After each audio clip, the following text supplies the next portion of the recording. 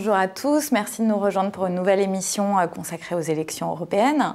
Nous recevons aujourd'hui Arnaud Danjean, le numéro 3 de la liste Les Républicains, pour une émission que je vais présenter aujourd'hui avec Amélie Poinceau. Alors Arnaud Danjean, vous êtes député européen depuis 2009, vous êtes un fin connaisseur des questions de sécurité et on pourrait vous présenter comme un proche d'Alain Juppé que vous avez soutenu pendant la primaire de la droite. Alors Arnaud Danjean, on sort d'une crise sociale, on n'en est peut-être d'ailleurs pas encore complètement sorti, qui a duré plusieurs mois, et on voit bien que cette élection européenne a encore un peu du mal à intéresser les Français.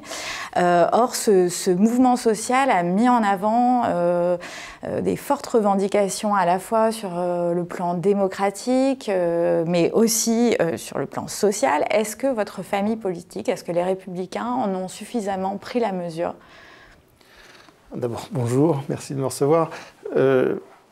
Je pense que nous avons essayé, effectivement, par rapport aux échéances qui sont devant nous, les échéances électorales, et même si le sujet n'est pas directement connecté, on a essayé quand même de tenir compte du climat dans lequel va se dérouler cette élection. Et effectivement, vous avez raison d'insister sur la prégnance de ces revendications qui, samedi après samedi, font qu'on vit dans une situation quand même particulière.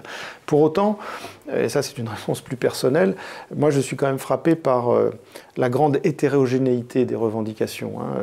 Le gilet jaune de Saône-et-Loire n'est pas forcément celui de la Marne, qui n'est pas forcément celui du Vaucluse. Enfin, il y a un tronc commun, si vous voulez, revendicatif.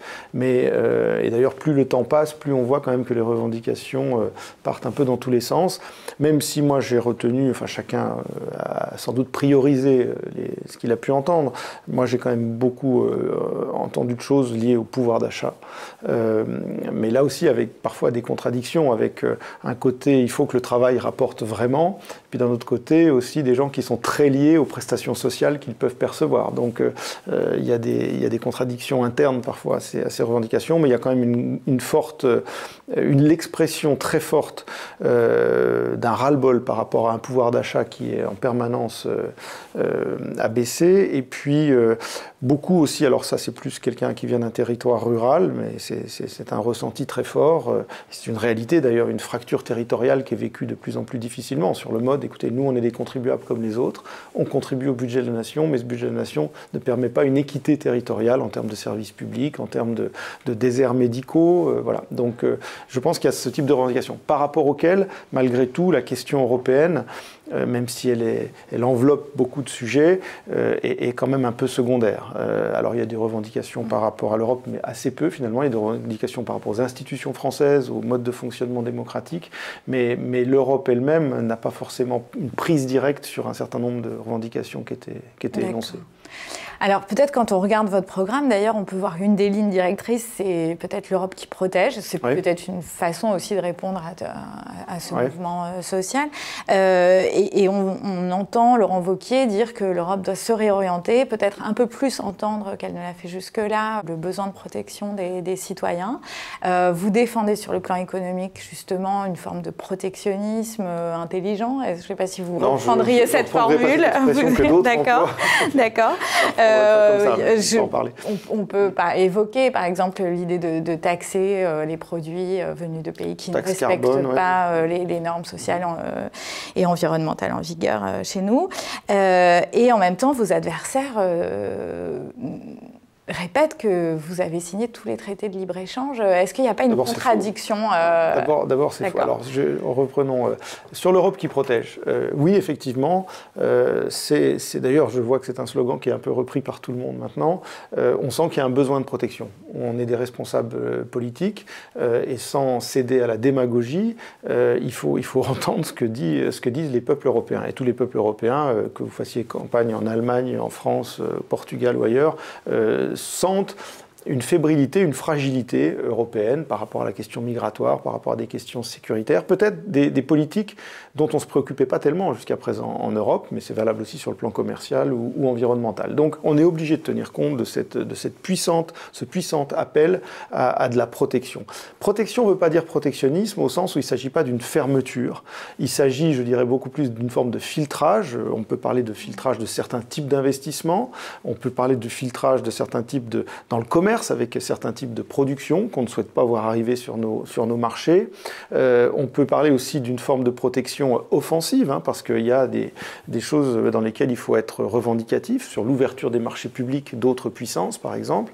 Et sur l'aspect purement commercial, d'abord, il y a deux choses. Moi, je suis frappé dans les débats aujourd'hui, on a l'impression que le libre-échange est devenu vraiment l'horrible, repoussoir absolu. Il ne faut plus commercer avec le reste du monde. Il y a le commerce international d'une part, et quand ce commerce international, il existe et il existera toujours. Après, il y a les traités de libre-échange, qui sont une des façons d'organiser ce commerce international. Sur les traités de libre-échange, l'Europe en fait quelques-uns, mais d'abord, il n'y en a pas tant que ça. Moi, j'entends parler de plein de traités de libre-échange qui nous sont reprochés, mais qui sont des traités virtuels parce qu'ils n'existent pas.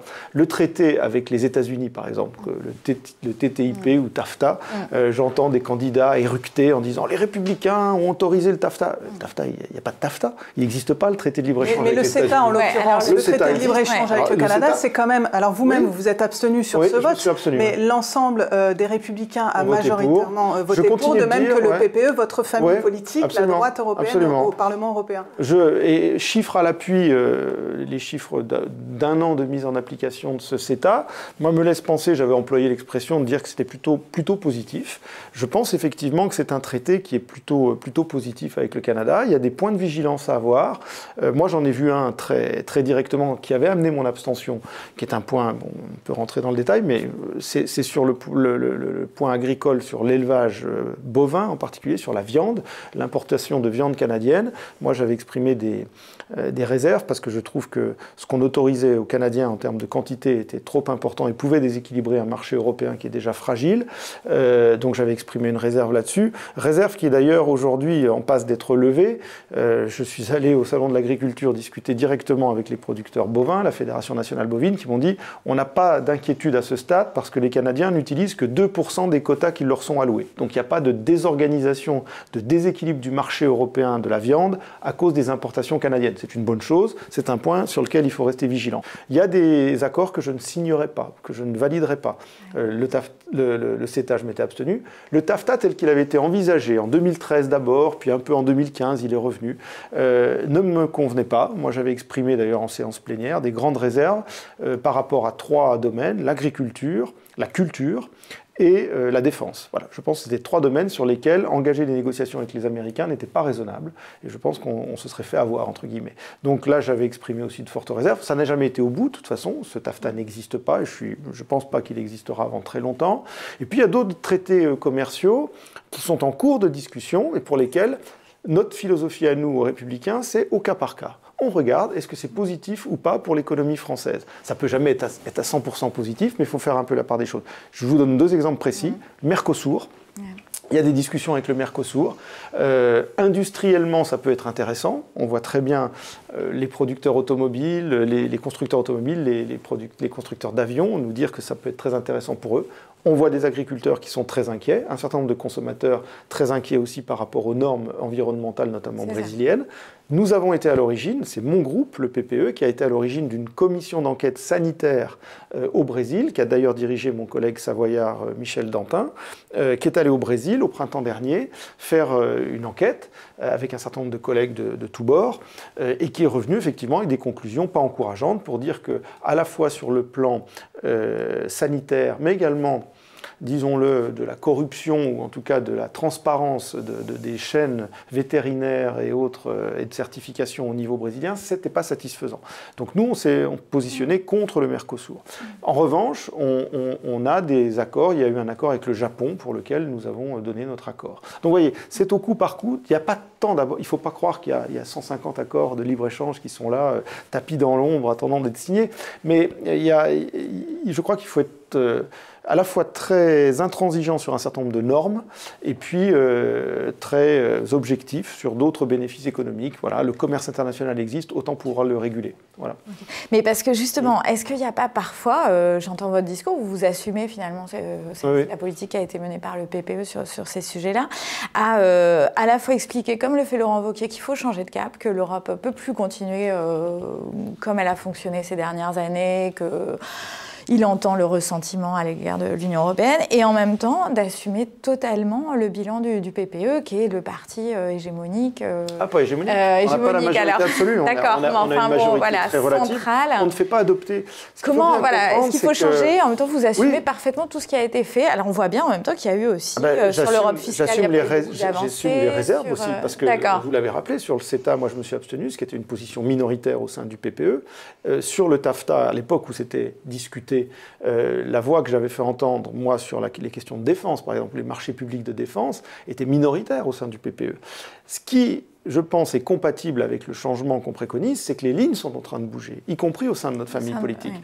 Moi, je pense que aujourd'hui, notamment, pour rester juste sur ce domaine commercial, les lignes sont vraiment en train de bouger. Il ne faut pas se mentir, ceux qui fixaient le là en matière commerciale au Parlement européen jusqu'à présent, et ce n'était pas que le groupe PPE, parce que le groupe PPE tout seul n'a pas de majorité. Donc, c'est pas que le groupe PPE, j'allais dire, c'est presque plus des clivages géographiques, comme dans beaucoup de domaines d'ailleurs. Et vous avez des pays, notamment les pays nordiques, qui sont très exportateurs et très dépendants du commerce, et l'Allemagne, pays très exportateur et dépendant du commerce. Ces pays-là fixaient un peu la règle des choses avec le groupe libéral, y compris les sociodémocrates parfois, les groupes plus conservateurs. Il y avait des conservateurs britanniques aussi, qui sont totalement favorables au libre-échange. Donc moi, ça me fait marrer de voir un certain nombre de souverainistes totalement hostiles au libre-échange, français, vouloir s'allier avec les conservateurs britanniques, et ils les trouvent formidables. Puis quand on va dans le détail, on dit, mais vous voulez vous allier avec les gens qui sont les plus libre-échangistes, beaucoup plus que le PPE. Bon, passons sur l'aspect politique des choses. Mais qu'est-ce qui est en train de bouger ? Les guerres commerciales se rallument partout dans le monde, à l'initiative de Trump essentiellement, mais on voit bien qu'avec la Chine, avec un certain nombre de blocs, il y a aujourd'hui une nouvelle confrontation commerciale. Et donc, ça fait bouger les lignes. Le meilleur exemple, c'est vis-à-vis de nos collègues allemands, y compris au sein du PPE. Quand nous, Français, qui avons toujours eu plus de réserves que d'autres nationalités sur ces aspects-là, quand nous, Français, faisions valoir des différences au sein du PPE, sur le CETA ou le TAFTA ou d'autres choses, immédiatement, nos collègues allemands nous faisaient un reproche un peu idéologique en disant « mais vous, les Français, c'est votre vieil étatisme français, vous vous méfiez de tout ça ». Et on leur faisait valoir un certain nombre d'arguments, notamment au plan agricole ou autre. Ils étaient très idéologues là-dessus. Aujourd'hui, ce que je constate, c'est à un moment où l'Allemagne a des positions beaucoup moins fermes dans le commerce international, où ses relations transatlantiques sont menacées avec des taxations possibles sur les automobiles, ce qui est pour eux vraiment, vraiment la calamité absolue. Aujourd'hui, je vois mes collègues allemands revenir vers nous en disant « bon, vos histoires de réciprocité sur les marchés publics, il faut qu'on regarde ça de plus près. Peut-être qu'il faut qu'on fasse évoluer les choses. » Donc moi, mon espoir, et c'est pour ça qu'on le revendique d'autant plus fortement, je ne dis pas qu'on va tout réussir, ce on proclame évidemment, mais je pense qu'on est dans un environnement, notamment sur le plan commercial, mais pas que, dans lequel les lignes sont en train de bouger. Donc je pense qu'il faut le redire, même si, pour revenir à la question initiale que vous m'avez posée, la taxe carbone, une forme de barrière écologique aux frontières de l'Europe, ça c'est une proposition que nous avons depuis longtemps. Parce que moi je me rappelle avoir fait campagne en 2009, du temps de Nicolas Sarkozy, sur ce sujet. Il avait essayé de le promouvoir quand il présidait en 2008 l'Union européenne. Là aussi, pourquoi on le repropose? Parce qu'on pourrait dire, bah oui, 10 ans après, vous continuez de le proposer, puis ça ne marche pas. Oui, parce que vous avez du mal à peser aussi le LR. Pourquoi on le repropose? Parce que là aussi, je crois que les lignes ont bougé. D'abord parce que l'urgence environnementale n'était peut-être pas perçue avec autant d'acuité en 2009, mais aussi parce que là-dessus, je vois que nos collègues, d'habitude beaucoup plus libéraux, sont en train de se poser des questions aussi. Comment intégrer un modèle économique, écologique, plus durable, une transition énergétique? Et donc, il va falloir prendre des... En 2009, quand on disait taxe carbone aux frontières européennes, on avait immédiatement tous les pays commerçants de l'Union européenne qui nous regardaient en disant « Oh là, vous êtes d'affreux, en gros, vous êtes d'affreux communistes, parce que vous voulez taxer, on va se taper des mesures de rétorsion de la part des Chinois et des Américains. Il est hors de question d'introduire nous-mêmes des taxes les premiers. » Aujourd'hui, eux, ils se prennent des taxes de toute façon de la part des Chinois ou des Américains. Ils ont l'urgence écologique et ils nous disent « Bon, finalement, il faut trouver des nouveaux instruments. » Voilà, c'est pour ça, les lignes bougent, c'est pour ça qu'il y a un certain nombre de choses, même si elles n'ont pas abouti jusqu'à présent, il n'est jamais mauvais de continuer à les marteler. Idem pour ce qu'on appelle le Buy European Act, acheter européen sur des marchés publics. Là aussi, un certain nombre de pays jusqu'à présent y étaient très réticents, en disant c'est une forme de protectionnisme. Ils sont confrontés dans le quotidien de leur commerce au Buy American Act aux États-Unis, qui se renforce avec Trump. Et ces gens-là disent, bon, bah, il faut bien qu'on trouve aussi des mesures en Europe. Et donc, beaucoup d'idées font leur chemin. C'est l'Europe, c'est compliqué, c'est 28 pays, c'est plein de sensibilités différentes, des groupes politiques eux-mêmes parfois divisés. Moi, j'ai bon espoir que sur ces sujets-là, on puisse peser un peu plus qu'on ne l'a fait jusqu'à présent. Alors justement, sur ces sujets complexes, il y en a un autre qui est l'immigration, ou en tout cas la politique migratoire de l'Union européenne, sur laquelle effectivement on constate aujourd'hui des désaccords assez importants. Dans votre programme, alors les questions migratoires et frontalières, c'est un gros morceau du programme de LR, c'est le premier chapitre, l'Europe frontière, et ce que vous prônez, entre autres, c'est le rétablissement des contrôles aux frontières intérieures de l'Union européenne, et le rétablissement pérenne, disons. Donc, est-ce que ça signifie, en fait, tout simplement la fin de Schengen ? Je pense que Schengen a été très abîmé de toute façon. Et que le constat que Schengen doit évoluer, tout le monde le fait. C'est-à-dire de la gauche à la droite, de la Finlande au Portugal, tout le monde fait le constat que Schengen aujourd'hui, Schengen plus Dublin, enfin je veux dire tout ce qui constitue un peu une ossature par rapport à ces politiques migratoires ou de gestion de frontières, tout ça doit évoluer. Est-ce qu'il faut sortir complètement, le mettre à bas ou le réformer ?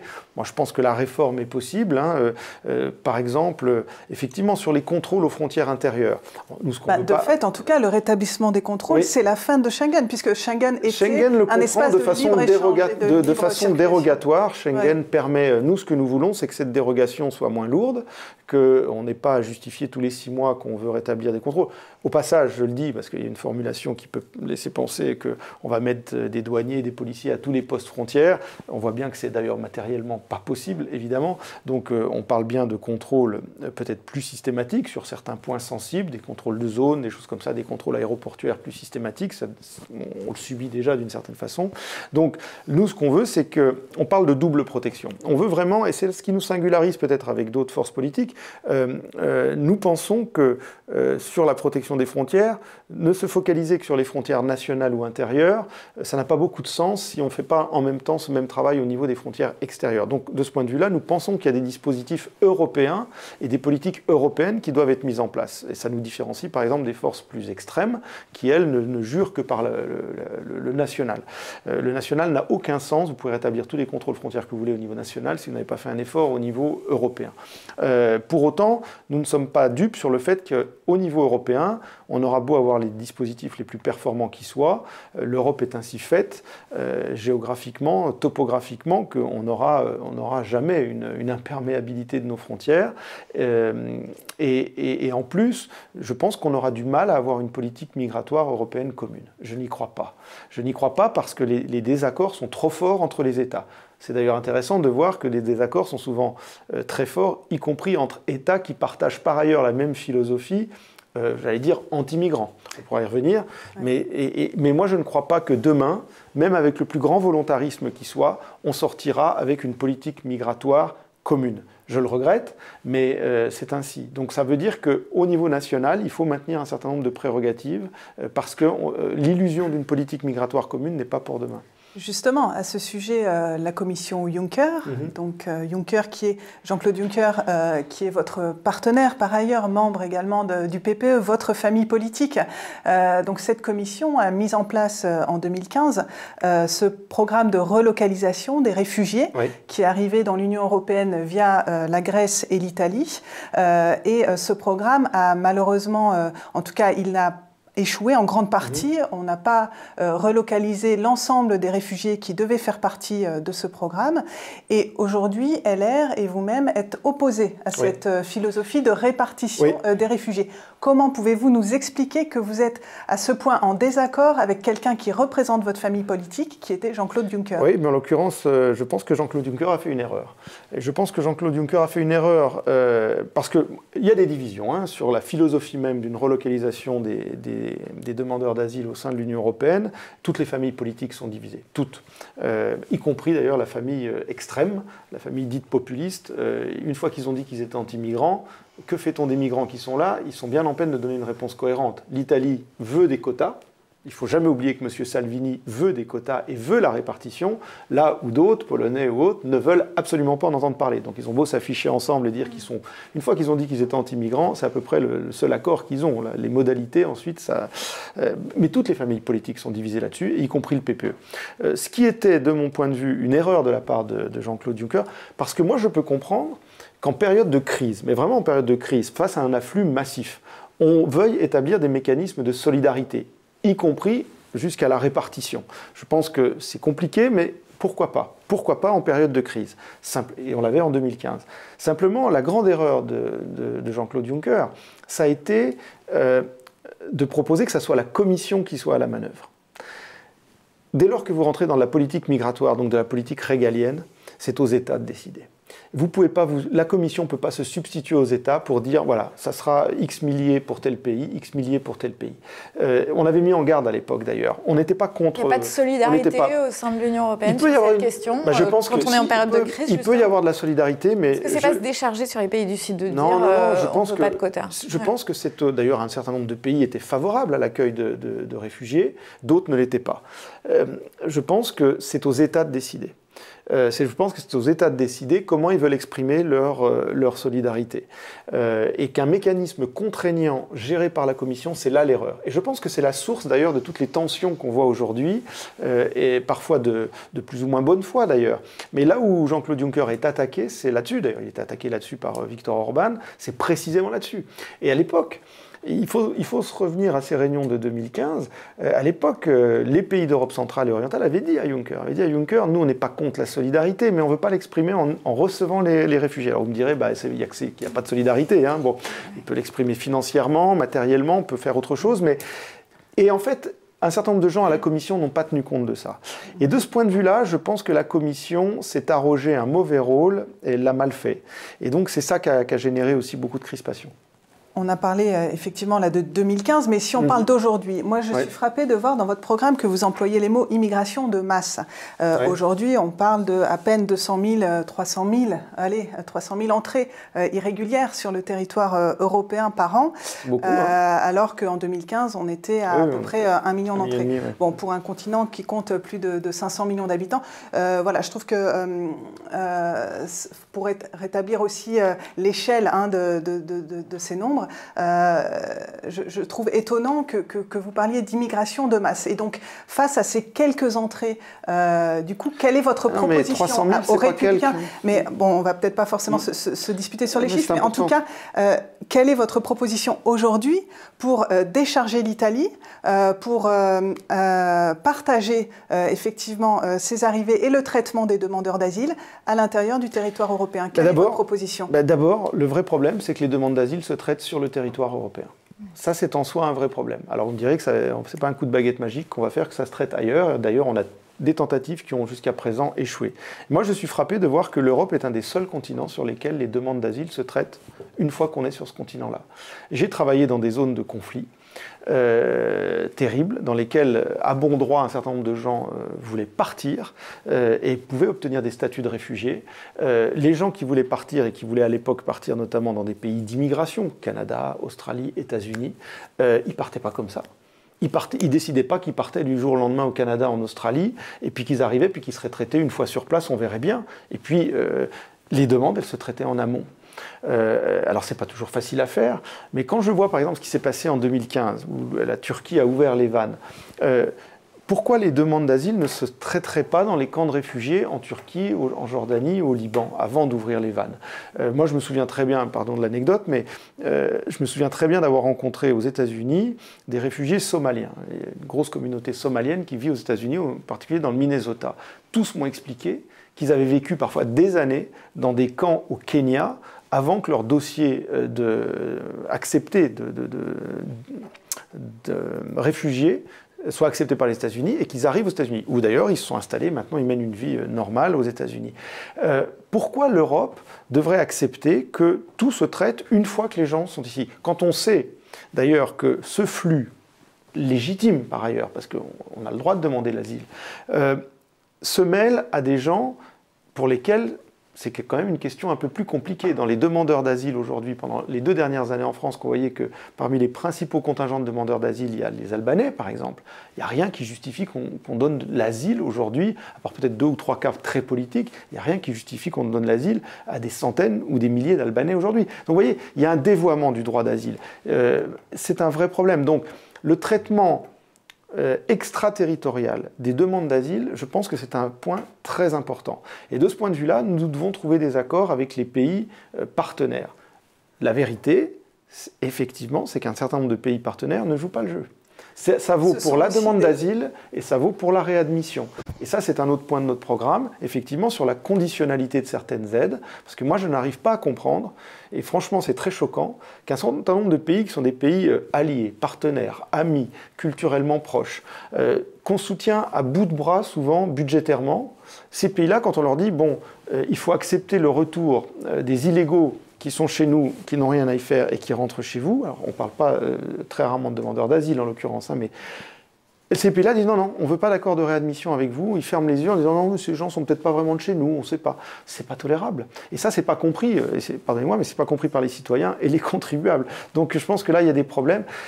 Je ne vous dis pas que ça sera facile. Je suis obligée de vous couper, Pardon. M. Danjean, parce que nous avons encore une thématique à aborder. Vous avez mentionné tout à l'heure le nom de Viktor Orban, le Premier ministre hongrois, et c'est un sujet que nous voulions aborder avec vous, puisqu'on l'a déjà abordé dans Mediapart, en vous interrogeant justement juste avant la suspension du Fidesz, le parti de Viktor Orban, du PPE, le parti de la droite européenne.